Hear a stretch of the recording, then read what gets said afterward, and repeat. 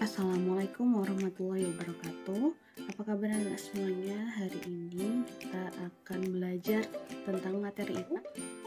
Kita sudah masuk di tema 4, subtema 1.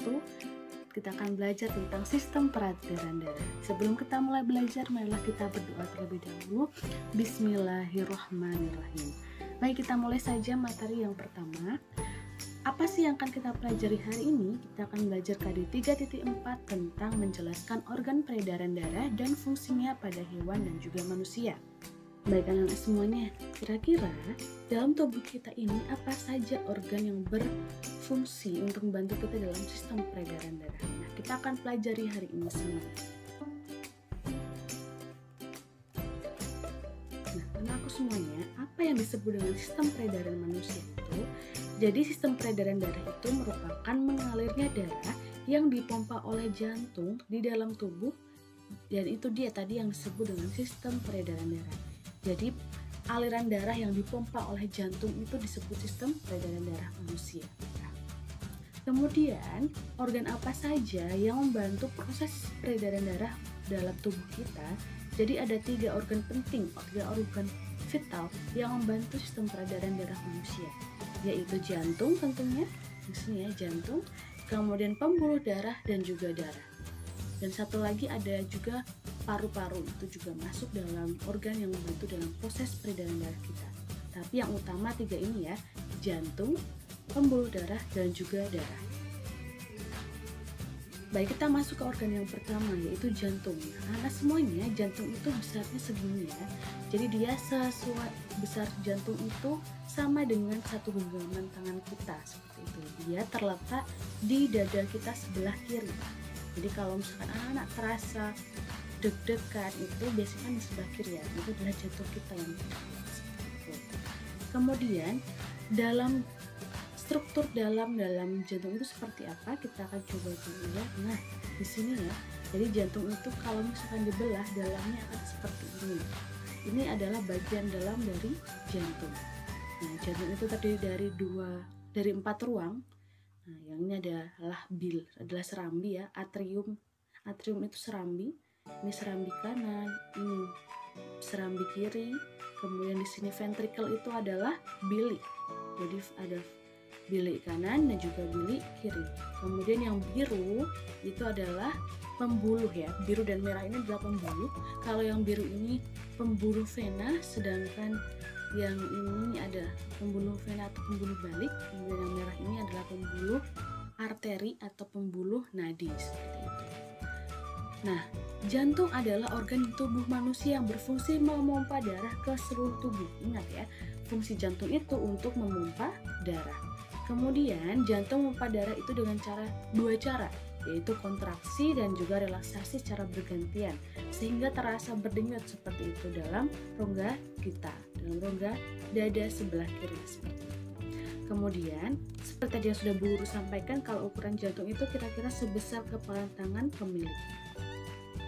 Kemudian ini adalah proses pemompaan darah, peredaran darah yang dilakukan oleh jantung. Dan ini adalah kalau misalkan kita gambarkan secara mudahnya itu seperti ini. Jadi ini adalah rekonstruksi dari jantung dan juga pembuluh darah. Nah, ini adalah jantung ya, yang berfungsi untuk memompa darah, sedangkan bagian yang merah dan biru ini adalah pembuluh darah kita, seperti itu. Ini kita anggap sebagai kapiler dari seluruh tubuh, sedangkan yang ini adalah kapiler otak kita, kemudian ini paru-paru, dan ini adalah hati, seperti itu ya. Ini juga usus, seperti itu. Peredaran darah itu nanti ada 2 jenis, kan akan kita jelaskan di slide selanjutnya, seperti itu.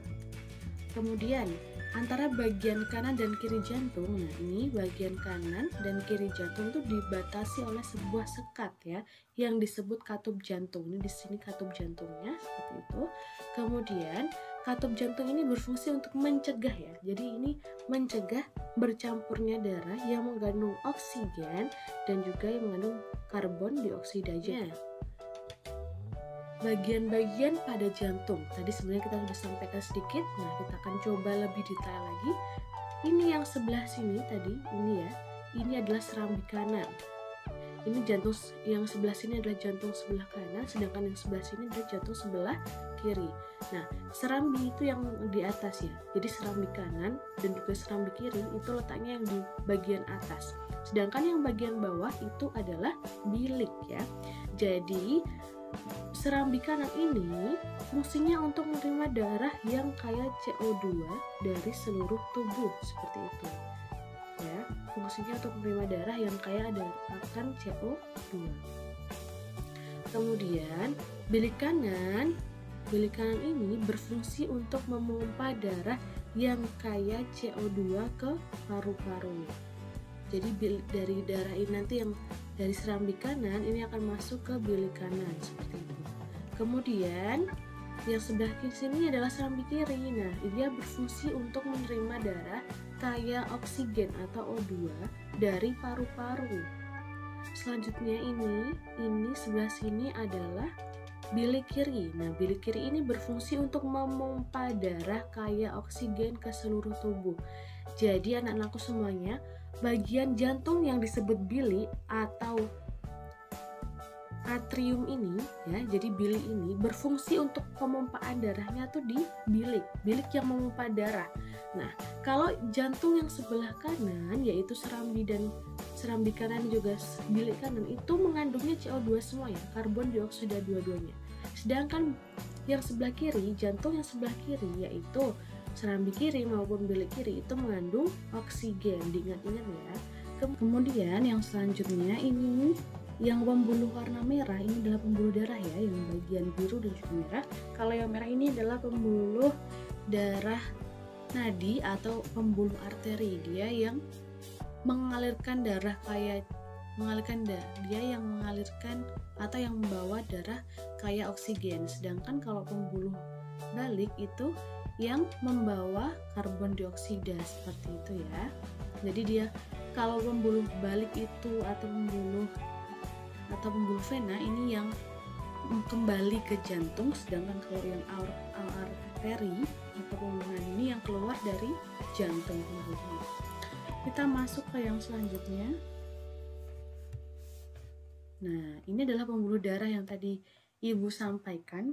Jadi pembuluh darah ini berfungsi sebagai tempat mengalirnya darah dari jantung ke seluruh tubuh atau dari seluruh tubuh kembali ke jantung. Jadi fungsinya dua ya, dia mengalirkan darah ke seluruh tubuh dari jantung atau kembali ke jantung lagi. Nah, ini adalah gambaran dari pembuluh darah kita ya, seperti ini di seluruh tubuh kita ada. Baik anak-anak, kemudian pembuluh darah itu kan dibedakan menjadi dua ya. Nah, mohon maaf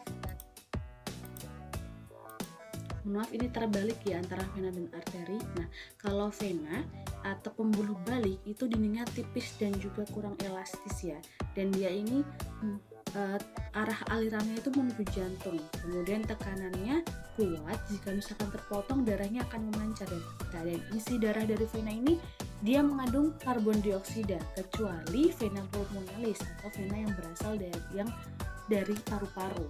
Dan letaknya kalau vena ini berada dekat permukaan tubuh. Jadi kalau anak-anak lihat di tangan kalian ada warna biru-biru, nah itu adalah pembuluh vena atau pembuluh balik. Sebaliknya dengan pembuluh arteri, nah pembuluh arteri ini dindingnya tebal dan juga elastis. Kemudian kalau arah alirannya itu meninggalkan jantung, kemudian tekanannya lemah, jika terpotong tuh hanya menetes saja.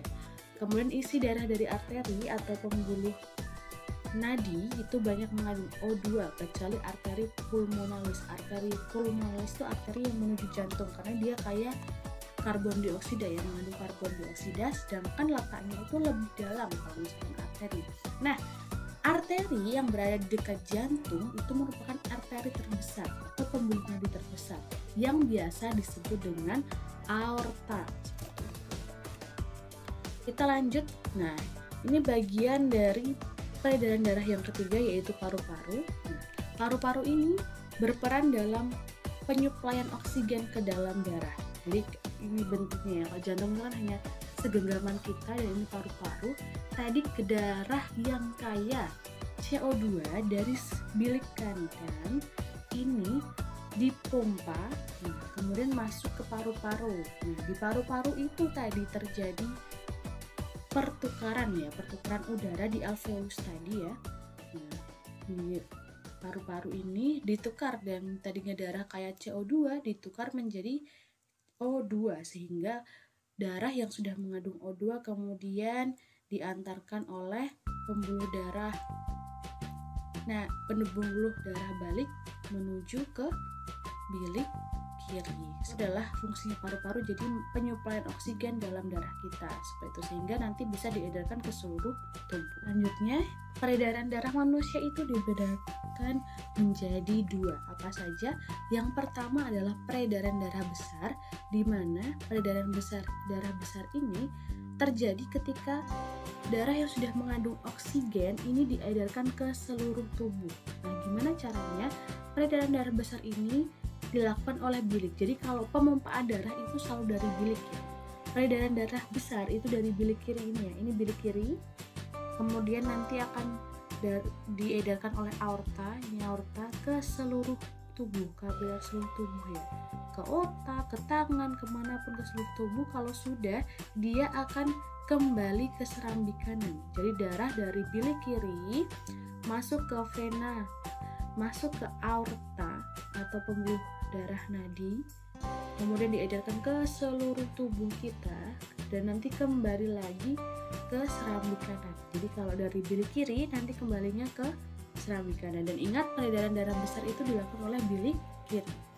Selanjutnya, yang kedua adalah peredaran darah kecil. Nah, peredaran darah kecil ini artinya dia hanya mengedarkan darah untuk menjadikannya sebagai oksigen. Dari darah yang tadinya kayak CO2 itu ditukar di paru-paru. Nah, itu peredaran darah kecil, bukan ke seluruh tubuh tapi hanya ke paru-paru. Jadi kalau peredaran darah kecil itu yang memompa adalah bilik kanan. Ini dari bilik kanan, darah yang tadinya kayak CO2 atau karbon dioksida ini diantar ke paru-paru oleh arteri pulmonalis atau arteri paru-paru ya. Kemudian dia kayak CO2. Nah, ini masuk ke paru-paru, ditukar menjadi kayak oksigen. Jadi darah yang tadinya kayak CO2 atau karbon dioksida itu ditukar menjadi kayak oksigen. Kemudian kalau sudah ditukar akan kembali lagi melalui vena paru-paru atau vena pulmonalis sudah kaya O2 atau oksigen, dan kembalinya di serambi kiri. Jadi kalau peredaran darah kecil itu dilakukan bilik kanan dan kembalinya di serambi kiri seperti itu. Selanjutnya, fungsi darah itu apa saja? Nah, anak-anakku semuanya, darah itu ada 4 jenis. Jadi dalam darah itu ada 4 jenis yang dikandung. Jadi ada 4 kandungan dalam darah. Yang pertama adalah sel darah merah. Nah, ini sel darah merah ini berfungsi untuk mengangkut oksigen ke seluruh tubuh. Seperti itu ya. Kemudian ada juga sel darah putih. Kalau sel darah merah ini dalam bahasa lainnya adalah eritrosit ya, eritrosit. Kemudian ada sel darah putih. Sel darah putih ini, nah, dia berfungsi membasmi kuman yang masuk ke dalam tubuh. Biasanya juga disebut dengan leukosit ya. Kalau sel darah biru itu leukosit. Nah, jadi kalau misalkan ada penyakit yang masuk ke tubuh kita, ini yang menyerang pasukannya adalah sel darah putih. Kemudian ada plasma darah. Nah, plasma darah ini berfungsi untuk mengedarkan zat makanan ke seluruh tubuh kita. Ini plasma darah. Dan yang terakhir ada keping darah. Nah, keping darah ini berfungsi untuk menutup luka. Jadi kalau misalkan kita jatuh, kemudian ada seperti luka, nah yang itu darah tidak keluar seperti itu ya, itu biasanya dari keping darah yang menutup luka kita sehingga tidak mengeluarkan banyak darah seperti itu. Dan selanjutnya anak-anakku semuanya, peredaran darah itu bukan hanya terjadi pada manusia tapi juga pada hewan seperti itu ya. Jadi hewan juga punya organ peredaran darah sendiri. Ada yang sama dengan manusia, ada juga yang berbeda dengan manusia. Nah, kita coba cek di sini. Sistem peredaran darah sebelumnya dibedakan menjadi dua ya. Jadi ada sistem peredaran darah tertutup, kemudian ada sistem peredaran darah terbuka. Perbedaannya apa? Nah, di sini ada tabelnya. Dalam hewan, peredaran darah terbuka itu biasanya karena darah itu mengalir di dalam pembuluh. Kemudian sistem peredaran darahnya sederhana, belum punya jantung kalau misalkan peredaran terbuka. Kemudian darahnya mengalir cukup deras karena ada tekanan darah yang tinggi. biasanya terdapat pada mayoritas hewan invertebrata ya, yang tidak memiliki tulang belakang. Selanjutnya yang kedua ada peredaran darah tertutup. Nah, dia mengalirnya tidak mengalir melalui pembuluh kalau misalkan peredaran darah tertutup. Kemudian sistem peredaran darahnya kompleks, sudah memiliki jantung juga. Kemudian darah mengalir lambat karena tekanan darah rendah dan biasanya terjadi pada hewan yang bertulang belakang atau vertebrata seperti itu. Selanjutnya, nah ini adalah beberapa contoh hewan yang selanjutnya adalah organ peredaran darah pada hewannya apa saja. Nah, di sini kalau misalkan cacing dia termasuk tertutup ya. Dia sudah organnya ada jantung, pembuluh darah dan juga darah. Kalau serangga ini masih terbuka. Nah, dia punya jantung, pembuluh darah dan darah berupa hemolimfa kalau serangga. Kemudian ikan dia juga masuknya tertutup karena punya jantung yang beruang 2, kemudian pembuluh darah dan juga darah. Kalau amfibi juga tertutup karena ada jantung yang beruang 3, punya pembuluh darah dan juga darah. Kemudian reptilia, burung dan juga mamalia itu masuknya tertutup karena sama seperti kita punya jantung yang beruang 4 ya. Kalau misalnya pada reptilia, sekat antara bilik kiri dan bilik kanan itu belum sempurna tapi. Kemudian mereka juga punya pembuluh darah dan juga darah.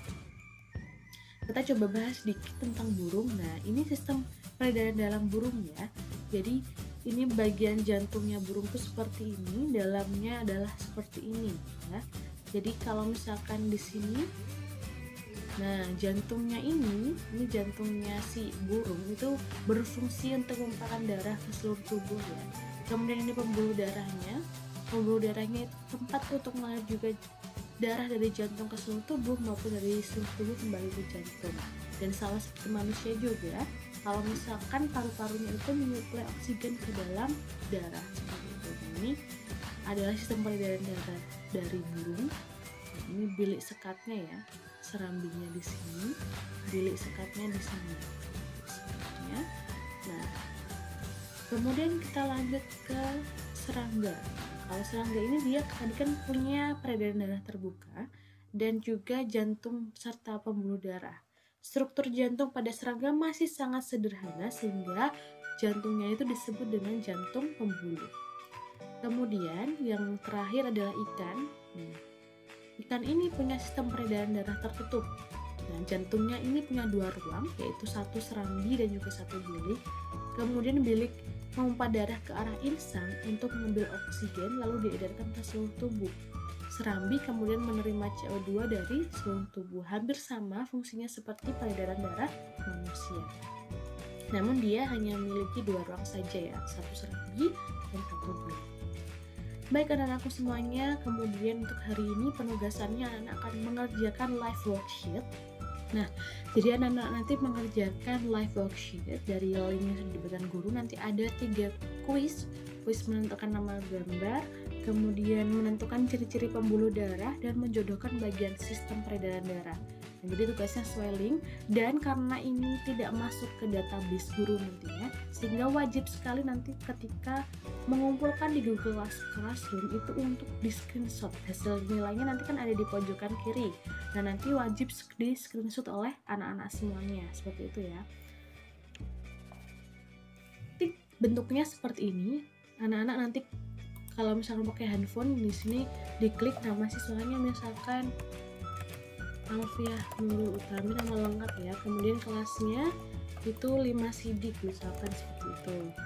Nah, nanti kemudian yang sebelah sini kalian tinggal, kalau misalkan pakai laptop enak, tapi kalau misalkan pakai handphone ya nanti diklik saja, dipilih ini gambar apa, dipilih, pilihannya ada. Kemudian kalau misalkan ini gambar apa, nanti dipilih. Nah, kalau misalkan di handphone nanti kalau misalkan sudah memilih itu klik selesai ya, jadi donate dan atau selesai kayak gitu ya, ada tulisan kayak gitu kalian klik.